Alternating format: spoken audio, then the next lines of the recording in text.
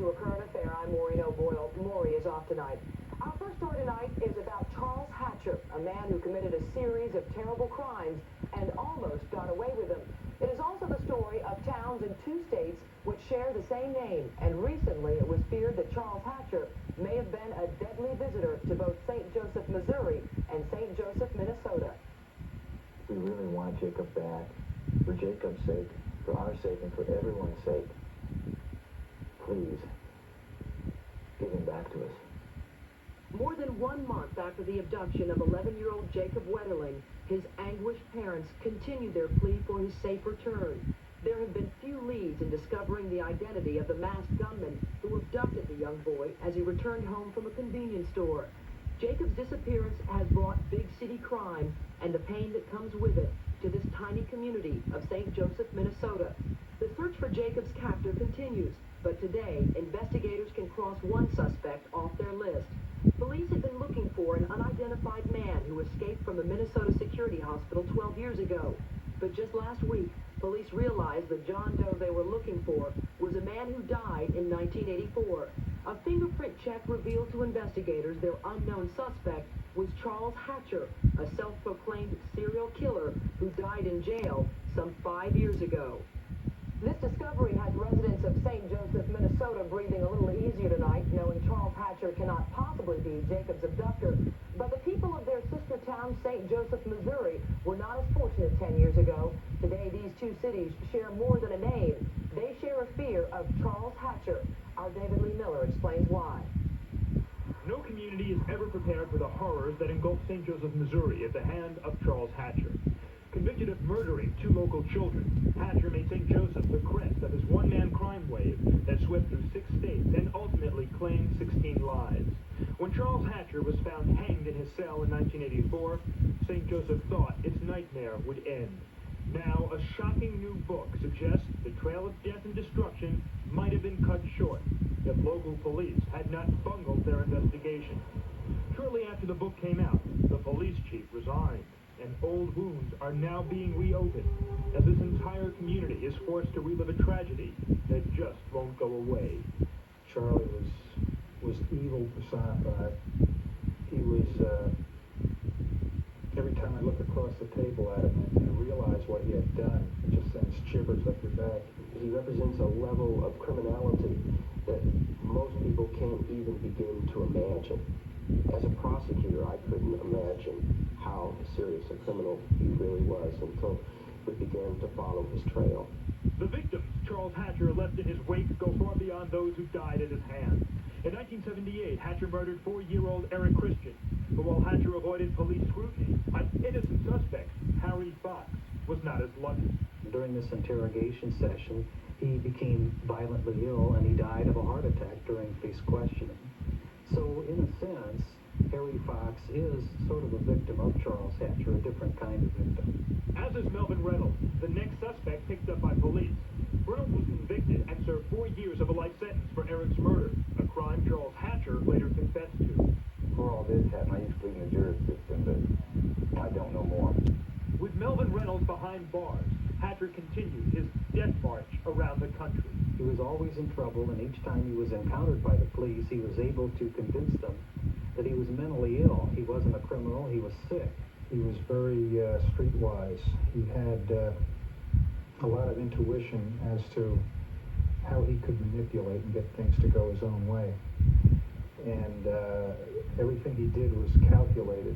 Everything, that is, except getting caught. In 1982, Hatcher returned to St. Joseph and murdered 11-year-old Michelle Steele. The day after Michelle Steele was murdered, Charles Hatcher checked himself in here at the St. Joseph State Hospital under the alias Richard Clark. It was the first step in his usual cycle of revolving door justice. Picked up by police who thought he was crazy and released sometimes only a few months later by psychiatrists who pronounced him sane. This was the first time Hatcher's plan did not work. It was only when he was facing a murder charge, the murder of Michelle Steele in St. Joseph, and then they realized that this is nothing but a ruse. It's a game that he plays to convince people that he's insane, when really he's a calculated killer. Once the judge determined that he was not mentally ill and decided that he would stand trial, then he left a message with this office that he wanted to see the FBI. He wanted to be sentenced to death on one of his deals, is the way he put it with me. He kept asking, well, does this particular crime have a death penalty to it? Charles Hatcher left many victims in his wake. He told an FBI agent that he killed 16 people. He only cleared up 5 of them.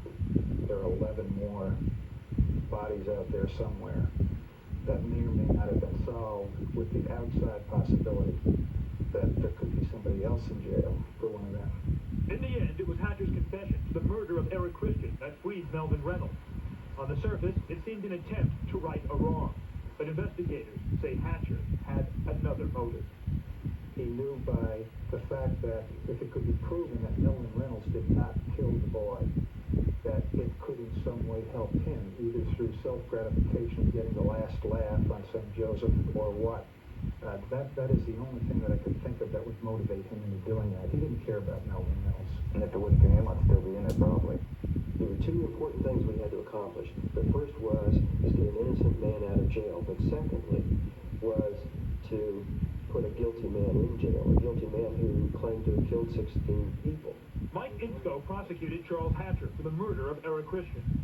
Only 4 years earlier, he prosecuted Melvin Reynolds for the same crime. There were all kinds of repercussions. It certainly tore the community apart, and I think to some extent that rip and that tear continues. Even from beyond the grave, Charles Hatcher continues to divide this community. Shortly before taking his own life, Hatcher sent Police Chief Robert Hayes a note reaffirming the chief's suspicion that Melvin Reynolds had murdered little Eric Christian. The note read, "Chief Hayes, you're right about the Christian case. I didn't do that one. Signed, good luck, Charlie Hatcher." When I heard about that note, I had a good laugh. I mean, it was just, no doubt came into my mind at all. Oh my God, did he not kill a Christian kid? That never even crossed my mind. I guess maybe the ultimate one-upmanship he had was on saying to the chief of police, "Chief, you were right all along, I didn't do that one." And if you can laugh from your grave, he's still laughing about that. Oh, I know what Chief Hayes thinks. Yeah, he always thinks I did it. Matter of fact, there was some people that quit on the police department because they knew that I didn't do it, and they quit. And I said, "Chief, I don't believe Melvin's guilty." And he disagreed. And I said, "Well, I don't think there's anyone else in this town that knows any more about the initial phase of this case than I do." And I said, "He doesn't match the description. He doesn't know anything about the crime scene, any of that. I don't believe he's guilty." And he said, "Everyone believes he's guilty. So, I don't want you to talk about this anymore. Just, it's none of your business. It's not your case anymore. Go home." Bob Eaton was part of the major case squad investigating the murder of Eric Christian in 1978. Shortly after his disagreement with Chief Hayes, Eaton gave up police work. And whether it's poetic justice or pure coincidence, Chief Hayes gave up police work last month, 10 days after Terry Gainey's book was released in St. Joseph.